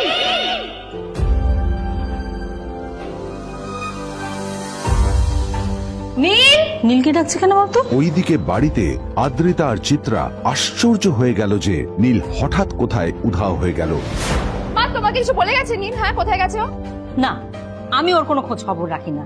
আমার একটা কথা মনে হচ্ছে, ওকে না এবার একটু শীতে করতে হবে। একটা কাজে যদি আসতো ছেলেটা, যখনই কোনো কাজের কথা বলি ভ্যানিশ হয়ে যায়। আমি ওকে বলেছিলাম R&B গোল্ডেন ডায়মন্ড থেকে আমার সেটটা নিয়ে আসতে, আনেনি। আজকেও ভালো করে অফিসে নিয়ে যাব, ভ্যানিশ হয়ে গেল। কোথায় গেল কে জানে। আমার ভাগ্যেই জুটেছে এরকম একটা ছেলে। তুমি কেন বিয়েটা দিয়েছিলে আমাকে? এটা আবার কি বলছিস? আমার কি দোষ? দেখ, ওই অসভ্য ছেলেটার সাথে বিয়ে দিতে চাইনি। যা করেছে তোর বাবা করেছে, এটা আমার কোনো দোষ। তখনই হঠাৎ নীল সেখানে এসে উপস্থিত হলো, কিন্তু ও দুজনকে উপেক্ষা করে ভিতরে চলে যাওয়াই শ্রেয় মনে করল। এই যে লাট সাহেব ফিরলেন রাজকার্য করে। এদিকে এসো, তোমার ফাঁকিবাজির আলোচনাই এখানে চলছে। মা প্লিজ থাক, মা থাক, ভাল লাগছে না। এমনিতেই অফিসের জন্য আমার লেট হয়ে যাচ্ছে, আর বিজন আমার ওয়েটও করছে। বিজনের নাম শুনেই নীলের মুখটা ফ্যাকাশে হয়ে গেল। আদ্রিতা নীলকে উপেক্ষা করেই বলল, আরে যে এই ছেলেটার মতো আর একটা ফাঁকিবাজ না তুমি পাবে না। তুমি কেন দাঁড়িয়ে আছো? এই যে শোনো শোনো শোনো শোনো, দাঁড়িয়ে আছো কেন? তোমাকে আমি বলেছিলাম R&B গোল্ড ডায়মন্ড তোমার সেটটা তুলেছো, তোলোনি তো। এইটা চাই না আমার। তুমি আমার সাথে অফিসে যাবে, ফেরার পথে তুমি সেটটা নিয়ে আসবে। তোমার জন্য সবসময় লেট হয়ে যাবে, তোমার জন্য রক্ত লাগে। আর ব্যাগটা নিয়ে ওর পেছন পেছন কোথায় যাচ্ছ? যা দিয়ে ওখানে রেখে এসো। নীল চিত্রার সাথে মাঝে মাঝে ঝগড়া করলেও তার স্ত্রী আদ্রিতার সাথে ও কখনো ঝগড়া করতো না। সত্য সব অপদার্থ।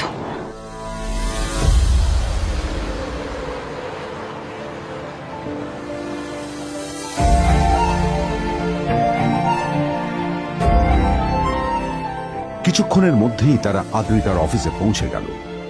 আদ্রিতা গাড়ি থেকে নামতে নামতে দেখলো যে তার কাছে অনেকগুলো ফাইল আছে। নীলের দিকে তাকিয়ে ওকেই ফাইলগুলো নিয়ে ভেতরে আসতে বলল। চলো, হা করে দাঁড়িয়ে আছো কেন? ফাইলগুলো নিয়ে ভেতরে এসো।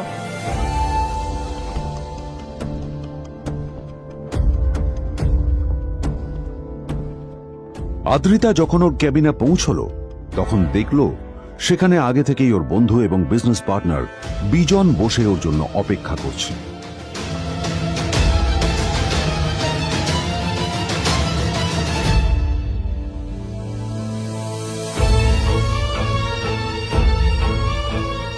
কোথায় ছিলে বলো? আমি 1 ঘন্টা ধরে তোমার জন্য এখানে ওয়েট করছি। এই লোকটার কি কোনো কাজকর্ম নেই?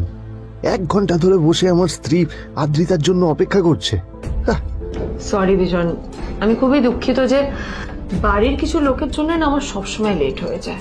আদ্রিতার কথা শোনার পর বিজনের 1 ঘন্টা অপেক্ষা করার অভিযোগ 1 মুহূর্তের মধ্যে মিলিয়ে গিয়েছিল। কি হলো?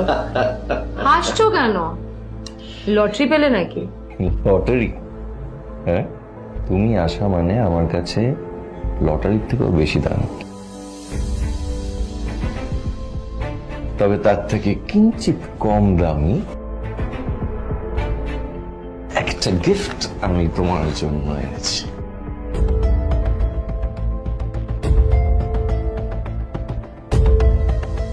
This is a rare diamond necklace for you. এটা আমার জন্য? সত্যি? সত্যি।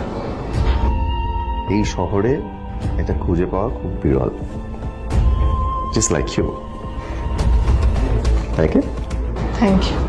You're welcome. Thank you for the gift. আসি তাহলে এখন।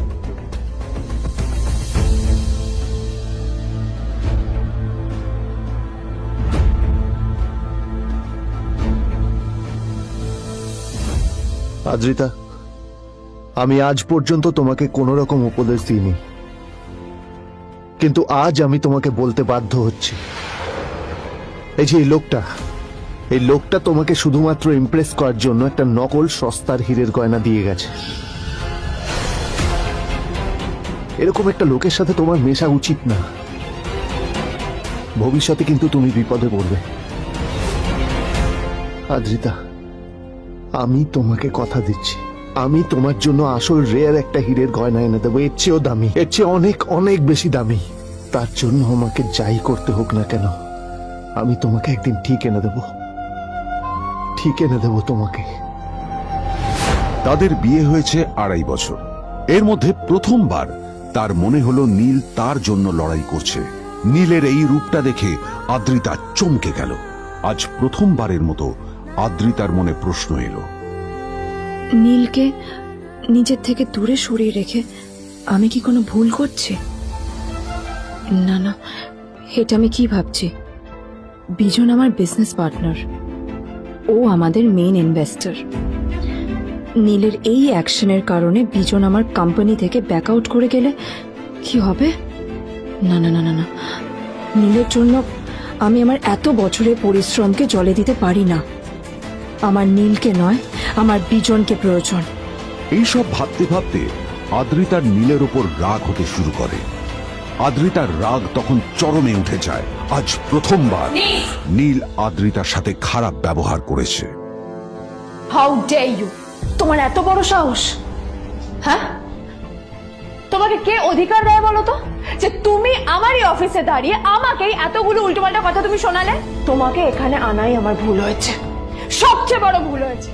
এবার চুপচাপ এখান থেকে বেরিয়ে যাও, right now. Get out! Neel আদ্রিতার এই কথার কোনো উত্তর দিল না। নীল জানতো যে ও যতই কথা বাড়াবে আদ্রিতা ততই বেশি রেগে যাবে। আদ্রিতা যেন তেন ভাবে নিজের রাগ চেপে ব্যাপারটা ওখানেই শেষ করার চেষ্টা করলো, কিন্তু ও তো জানতো না যে ব্যাপারটা তখন সবে শুরু হয়েছে। কি হলো, শুনতে পাচ্ছিস না? কালা নাকি?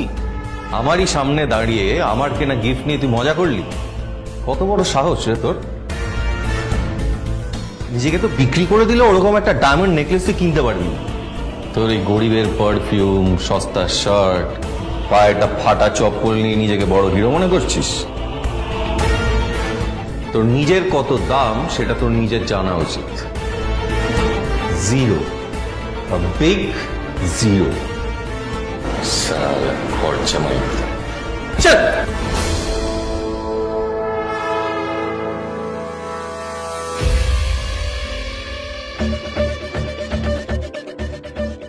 নীল তখনও ঝামেলা করার মেজাজ ছিল না, কিন্তু যখন কেউ অন্যের নীরবতা সুযোগ নিতে শুরু করে তখন কথা বলাটা প্রয়োজন।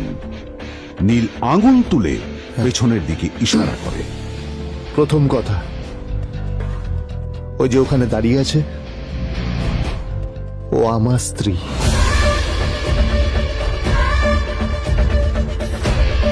তাই আমার স্ত্রীকে তোমার নেকলেস দেওয়ার কোনো অধিকার নেই। ওকে যদি নেকলেস দিতে হয় তাহলে আমি দেব। তাই এসব ফ্রডগিরি বন্ধ করো। আর দ্বিতীয় কথা, যার পকেটে পয়সা নেই ঝনঝন আওয়াজ করা তার মানায় না।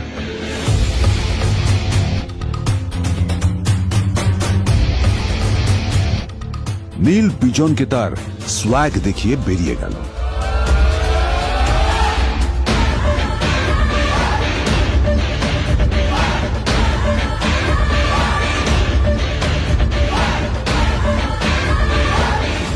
আদ্রিতার রাগে গজগজ করছিল। ওর জ্বলন্ত চোখের সামনে শুধু নীলের মুখটা ভেসে উঠছিল। ও যতই নীলের কথা ভাবছিল ততই ওর রাগ বেড়ে যাচ্ছিল। গত কয়েক মাস ধরে আদ্রিতার কোম্পানির অবস্থা একেবারেই ভালো ছিল না। আদ্রিতা তা সামলানোর আপ্রাণ চেষ্টা করছিল। কি যে করবেও সেইটাই বুঝে উঠতে পারছিল না। তারপর বিজনের সাথে ওর দেখা হলো, আর তখনই বিজনের সাথে ওর বন্ধুত্ব হলো। বিজন একটা খুব বড় পরিবারের সদস্য। আজ বিজন শুধুমাত্র আদ্রিতার কোম্পানির একজন বিজনেস পার্টনারই নয়, সাথে বড় ইনভেস্টরও। আর শুধুমাত্র বিজনের কারণেই আদ্রিতার কোম্পানি এখনো চলছে। এই কোম্পানির সমস্ত লস বিজনই বহন করে এবং আদ্রিতারও ওকে তাই খুব প্রয়োজন। বিজনের সাথে বন্ধুত্ব করা আদ্রিতার পক্ষে সহজ কাজ ছিল না। অনেক কাঠখড় পুড়িয়ে আদ্রিতা ওর কাছাকাছি এসেছিল। সবকিছু ঠিকঠাকই চলছিল, সবকিছুই আদ্রিতার প্ল্যান অনুযায়ী হচ্ছিল, কিন্তু নীল আজ এসে সবকিছু নষ্ট করে দিল। কি দরকার ছিল বুঝতে পারছি না। কি দরকার ছিল নীলের বিজনকে এতগুলো কথা শোনানোর? এবার বিজন আমাকে টাকা দেবে কিনা সেটাও জানি না, আমার কোম্পানিতে ইনভেস্ট করতে চাইবে কিনা সেটাও বুঝতে পারছি না। কি করব?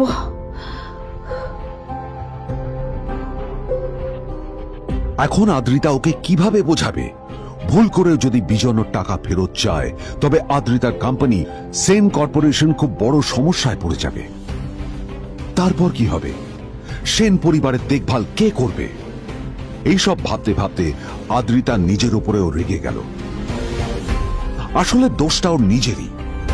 আদ্রিতা কেন নীলকে ওদের মাঝে আনতে গেল? নীলকে অফিসে নিয়ে আসারই বা কি দরকার ছিল? আর যদি সে নীলকে সাথে করে না আনতো তাহলে বিজন এখন ওর সাথেই বসে থাকতো।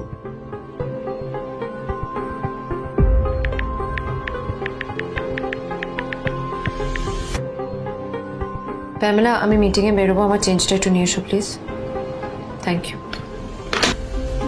আর অন্যদিকে সেন কর্পোরেশনের অফিস থেকে বেরিয়ে নীলের খুব ফুরফুরে লাগছিল। তখনই হঠাৎ ওর ফোনটা বেজে উঠল। ফোনটা ছিল মিস্টার রায় চৌধুরী। তিনি ছিলেন শহরের সব থেকে বড় বিজনেসম্যান। হ্যাঁ মিস্টার রায় চৌধুরী, আমি আপনাকেই ফোন করতে যাচ্ছিলাম। আমি একজন বিশেষ লোকের সাথে তোমার একটা মিটিং ফিক্স করেছি। ওর অ্যাড্রেস আমি তোমাকে টেক্সট করে দিয়েছি। আমি চাই তুমি ওই লোকটার সাথে মিট করো। ঠিক আছে, আমি যে কোনো কারোর সাথে দেখা করতে পারি, কিন্তু তার জন্য আপনাকে আমার দুটো শর্ত মানতে হবে। প্রথমটা, আমার জন্য একটা রেয়ার হীরের নেকলেস আপনাকে জোগাড় করে আনতে হবে। আর দ্বিতীয়টা, আমি আপনাকে টেক্সট করছি, এটাও কিন্তু একই রকম জরুরি। এই দুটো কাজ আপনাকে যত তাড়াতাড়ি সম্ভব করে ফেলতে হবে আমার জন্য, ঠিক আছে? তোমার অ্যাকাউন্টে কিছু টাকা পাঠিয়েছি, কিছু জামা কাপড় কেন, যাতে তুমি ভদ্র সমাজে আসার যোগ্য হও আর তোমাকে আমি স্বামীর পরিচয় দিতে লজ্জা না পাই।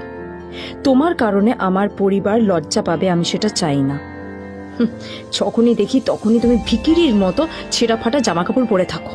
আসলে আদ্রিতার বাড়িতে আজ ফ্যামিলি ডিনার পার্টি ছিল, আর শেষবার নীলের জন্য ওকে অনেক ঝামেলা পোহাতে হয়েছিল। মেসেজ পড়ে নীল ফোনটা নিজের পকেটে রেখে রাস্তার ধারে গিয়ে একটা ট্যাক্সি থামানোর জন্য হাত বাড়িয়ে দিল। নীল ট্যাক্সি ধরে গোল্ডেন সিটি অ্যাভিনিউর দিকে বেরিয়ে পড়ল।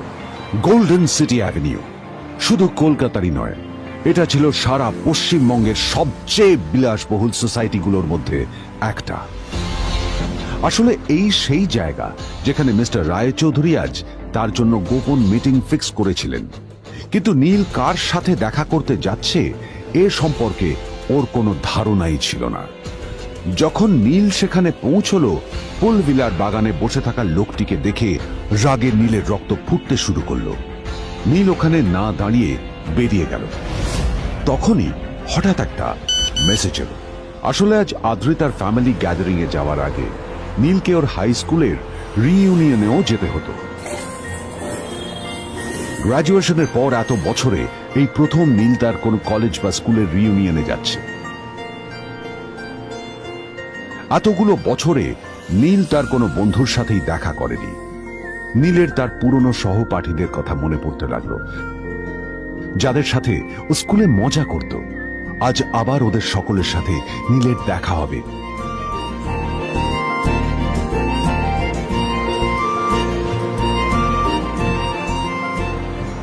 আর এই সব কিছু ভেবেই নীল এক্সাইটেড হয়ে যাচ্ছে। আসলে সোহিনীকে নীল তার স্কুল টাইমে পছন্দ করত।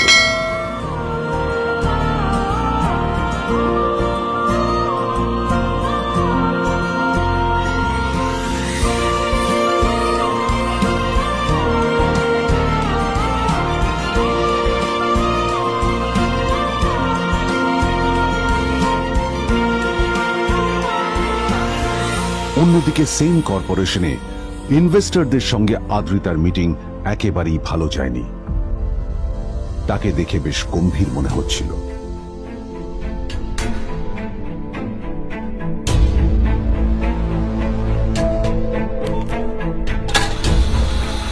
ভাই পৃথিবীতে এমন লোক আছে, কি দেমাগ দেখলি? হ্যাঁ, কাজকর্ম তো কিছু করার নেই, আর কিছু করেও না। হ্যাঁ, শুধু চলে এসছে আমাদের ম্যাডামকে রাখাতে। এই 1 বছরে না কিচ্ছু বদলায়নি। আরে আমি তো ভেবেছিলাম যে এর সাথে ম্যাডামের আর কোনো সম্পর্কই নেই, কিন্তু না, এখন যা দেখছি উল্টে ম্যাডামের মাথায় উঠে নাচছে। আমার মাঝে মাঝে মনে হয় এদের দুজনের বিয়ে কিভাবে হলো। আর বিয়ে তো অনেক পরের কথা, 2 বছর হয়ে গেল এদের এখনো ডিভোর্স হলো না। হ্যাঁ, আমার তো ভাবলে কিরকম অবাক যা লাগছে। বলেছিস।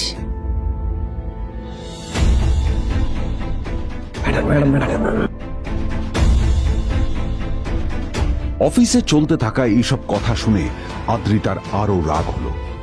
আদ্রিতা ক্যাবিনে যাওয়ার পরে রাগকে নিয়ন্ত্রণ করা ওর পক্ষে আরো কঠিন হয়ে গেল। ও তখন বুঝতেই পারছিল না যে ওর রাগ কিভাবে নিয়ন্ত্রণ করবে। আদ্রিতা এটাও ভাবছিল যে নীলের জন্য ওকে আর কত অপমানিত হতে হবে।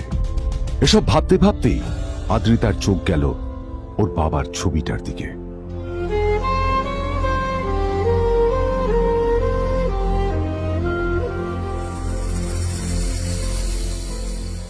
আমি তো তোমার সবচেয়ে প্রিয় মেয়ে ছিলাম বাবা, তাই তাই আমি সবসময় ভেবেছি যে তুমি আমার জন্য যাকে সিলেক্ট করবে সে সব থেকে শ্রেষ্ঠ হবে। তাই আমি নিজে থেকে কখনো কোনো রিলেশনশিপে যাইনি, আর তোমার কাছে বিয়ের কোনো শর্তও রাখিনি। কিন্তু কিন্তু তুমি না আমার সাথে কি করলে? এই গাধাটার সাথে আমাকে বিয়ে দিলে। আমার জীবনটা নষ্ট হয়ে গেল, শেষ হয়ে গেল।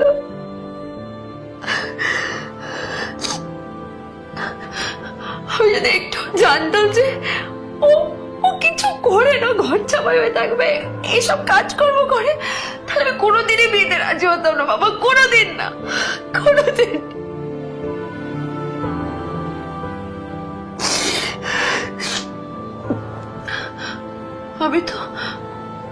আমি তো সবসময় ভাবতাম যে বাবা মারা তাদের সন্তানের ভালো চায়, কল্যাণ চায়, তাদের জন্য চিন্তা করে। কিন্তু বাবা, তুমি আমার জন্য একটু চিন্তা করোনি। তুমি শুধু তোমার শেষ কর্তব্যটুকু করতে চেয়েছিলে, শেষ ইচ্ছাটুকু রাখতে চেয়েছিলে, পালন করা হয়ে গেছে, আর আমাদের তুমি ছেড়ে চলে গেলে। তুমি আমাকে ছেড়ে চলে গেলে। অন্যদিকে নীল রিউনিয়ন পার্টির জন্য হোটেল প্রাইম স্টারের দিকে রওনা হলো। হোটেল প্রাইম স্টার ছিল শহরের সবচেয়ে দামি হোটেল। ওখানে শহরের সব বড় লোকেরা যাতায়াত করত।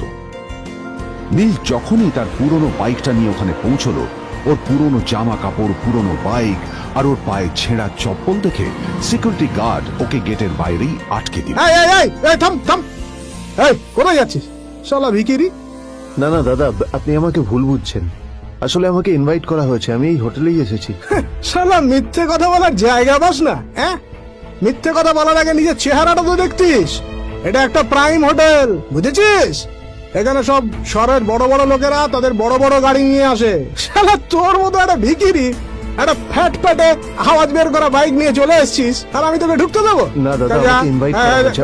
আমাকে শুনুন, চল আমাকে একবার ঢুকতে দিন আমাকে। নীল পড়ে যেতেই একটা দামি গাড়ি ওখানে এসে দাঁড়ালো। এই গাড়িটি আর অন্য কারো নয়, হোটেল প্রাইমের মালিক মিস্টার খান্নার ছিল। কি হচ্ছে কি এটা? হোটেলের গেটের সামনে এসব এসব ক্যাশ চলছে এখানে। হোটেলের বদনাম হবে না এতে? স্যার দেখুন না, এই যে ভিখিরিটা হোটেলে ঢুকতে যাচ্ছে, আমি বারণ করছি, শুনছে না স্যার? Shut up! আপনি কি করতে আছেন? কে কি হয়েছে দেখি দেখি কে? মিস্টার খান্না তার চশমা খুলে নীলের দিকে দেখলেন, আর ওনার মুখটা হাঁ হয়ে গেল।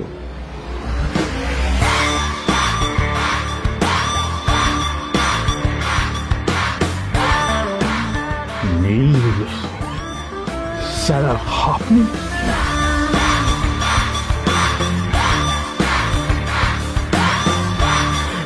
Extremely sorry sir sir sir আপনি একটা ইনফর্ম করেননি কেন আমাকে? আপনি আসবেন জানলে তো আমি নিজে রিসিভ করতে আসতাম আপনাকে। ছি ছি ছি ছি ছি ছি। ঠিক আছে, আপনি ব্যস্ত হবেন না প্লিজ। জানোইনি কে? নিজের বসকে এভাবে একজন ভিখারিকে হাতে পায়ে ধরতে দেখে